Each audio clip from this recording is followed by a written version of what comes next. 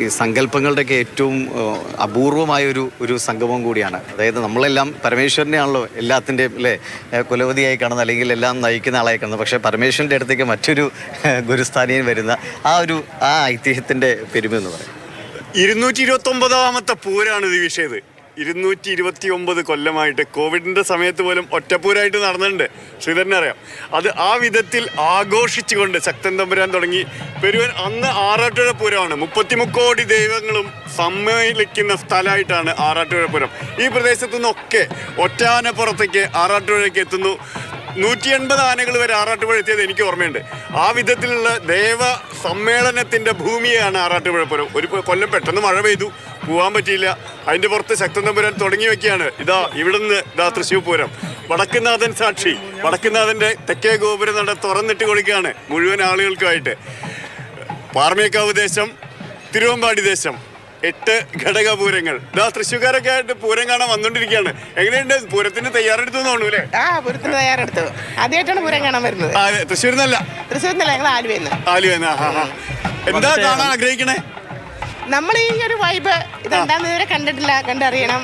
വർഷങ്ങൾക്ക് ശേഷമാണ് കാത്തിരുന്ന് ആദ്യമായിട്ടാണ് പൂരത്തിന് വരുന്നത്. ഏറ്റവും ഇഷ്ടപ്പെട്ടത് എന്ത് കാണാനോ പറഞ്ഞേ? മേളം. അതാണ് ഈ മേളം എന്ന് പറയുമ്പോ. ഇപ്രാവശ്യം മേളം കാണണം, ആനയും കാണണം. ഇന്നലെ കണ്ടു ഞങ്ങൾ കുറെ ആനകളെ. 2 ദേവസ്വങ്ങളും ഏറ്റവും നല്ല ആനകളെ കൊണ്ടുവന്നിരിക്കുകയാണ്. 90 ആനകളുടെ പട്ടികയുണ്ട് അല്ലേ? ആ ആനകളൊക്കെ ഇവിടെ വരുന്നു. അതിനൊക്കെ അപ്പുറത്ത് ഇതുപോലെ ആൾക്കാർ വന്നുകൊണ്ടിരിക്കുന്നു. തൃശ്ശൂർക്കാർ രാവിലെ വന്ന് തൊഴുതു പോവുകയാണ്. ഇന്ന് തൃശ്ശൂർക്കാരെ സംബന്ധിച്ചോളം അവരുടെ പൂരമായിട്ട് നാളെയും കൂടിയാണുള്ളത്. പകൽപൂരം കൂടിയുണ്ട് ഇന്ന്. എങ്ങനെയുണ്ട്? ഗംഭീരാണ്. പറഞ്ഞു മേള കാണാനാണ്. മേളവും ആന, പ്രത്യേകിച്ച് ആനകൾ കാണാനും എന്താണ് ആനപ്രേമിയാണ്. വളരെ ഇഷ്ടമാണ്. ഇഷ്ടമുള്ള ആന ഏതാ? രാമചന്ദ്രൻ തന്നെയാണ്. രാജാവെന്ന് പറഞ്ഞു. മഹാരാജാവ്. അപ്പോ ഇതുപോലെയാണ് ഒരുപാട് സമ്മോഹനമായ പൂരത്തിന്റെ മുഹൂർത്തങ്ങൾ. വടക്കുന്നാഥന്റെ മുന്നിൽ എല്ലാ ദേശങ്ങളും എത്തുന്നു. അതിനപ്പുറത്ത് നമുക്കറിയാം തെരഞ്ഞെടുപ്പിന്റെ ചൂടും പൂരവും ഒക്കെ വേറെയുണ്ട്. ആദ്യഘട്ട തെരഞ്ഞെടുപ്പിലേക്കൊക്കെ നാട് പോകുമ്പോൾ അതിനൊക്കെ അപ്പുറത്ത് തെരഞ്ഞെടുപ്പില്ലാതെ ഒറ്റ തെരഞ്ഞെടുപ്പായിട്ട് തൃശ്ശൂർ പൂരം ലോകത്തെ ഏറ്റവും മനോഹരമായ ആഘോഷത്തിന് ആ ശബ്ദമുണ്ട്, വെളിച്ചമുണ്ട്, 5 ഇന്ദ്രിയങ്ങളെയും ഒരുപോലെ ത്രസിപ്പിക്കുന്ന ആഘോഷത്തിലേക്ക് കടക്കുകയാണ്. ദിവീഷ്, ഇത് മറക്കാനാവാത്ത പൂരാണ്. അതാണ് ഇന്നലെ മേയറും നമ്മളോട് നമ്മുടെ വൈകുന്നേരത്തെ നമ്മൾ കൂട്ടായ്മയിൽ പറഞ്ഞത്. ഞാൻ വന്നത് ഈ പൂരം ഏറ്റവും മനോഹരമാക്കുക എന്ന ഒറ്റ ഉത്തരവാദിത്തമുള്ള പ്രേക്ഷകരുടെയൊക്കെ ശ്രദ്ധിക്കുക. ഒരുപാട് ഒരുക്കങ്ങളൊക്കെ കോർപ്പറേഷൻ നടത്തിയിട്ടുണ്ട്. സംഭാര വിതരണം, ഭക്ഷണ വിതരണം അടക്കമുള്ള കാര്യങ്ങളുണ്ട്. പിന്നെ എല്ലാവരും ശ്രദ്ധിക്കേണ്ടത് ഇപ്പോൾ വളരെ ശാന്തമായ അന്തരീക്ഷമാണ്. ചെറിയ മഴക്കാറൊക്കെ ഉണ്ട്. കുറച്ചും കഴിയുമ്പോഴേക്കും മഴമേഘങ്ങൾ മാറിയാൽ നല്ല ചുട്ടുകൊള്ളുന്ന വെയിലായിരിക്കും. അപ്പോൾ ആ വെയിലത്തിങ്ങനെ വിയർത്ത് കുളിച്ച്, പക്ഷേ പൂരാവേശത്തിൽ ഈ വിയർപ്പോ വെയിലോ ഒന്നും പ്രശ്നമല്ല എന്ന് പറയുന്ന ഇന്നലെ തന്നെ നമ്മൾ അത്തരത്തിലുള്ള ജനക്കൂട്ടത്തെ കണ്ടതാണ്. അപ്പോൾ എല്ലാ പ്രേക്ഷകരോടും വീണ്ടും വീണ്ടും പറയുകയാണ്, പൂരം അത് കണ്ട് തന്നെ അറിയേണ്ടതാണ്, കേട്ട് തന്നെ അറിയേണ്ടതാണ്, അനുഭവിച്ചറിയേണ്ടതാണ്. കാണുക, കേൾക്കുക എന്നതിനപ്പുറത്ത് ഓരോ അണുതോറും പൂരം നിറയുന്ന പകലാണിത്. ഏത് വാക്ക് വേണമെങ്കിലും പറഞ്ഞോളൂ, അതെല്ലാം പൂരമാണ്. ആനന്ദത്തിന്റെ പൂരം, ആവേശത്തിന്റെ പൂരം, കണ്ണിന്റെ പൂരം, കാതിന്റെ പൂരം, മണത്തിൽ പോലും പൂരം നിറയുന്ന ദിവസമാണ് തൃശ്ശൂർ പൂരം.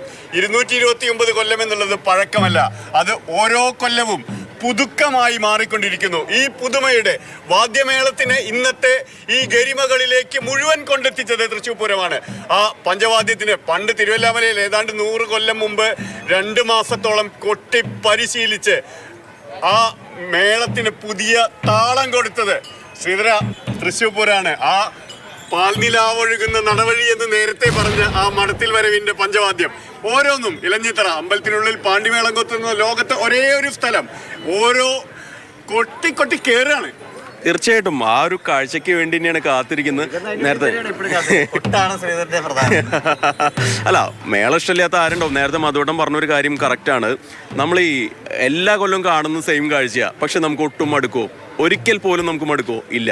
അതായത് അതൊക്കെ പറയുമ്പോഴുണ്ടല്ലോ, പൂരം നമ്മൾ വിചാരിക്കും ആദ്യമായിട്ട് പൂരം കാണുന്ന ആൾക്കാരില്ലേന്ന്.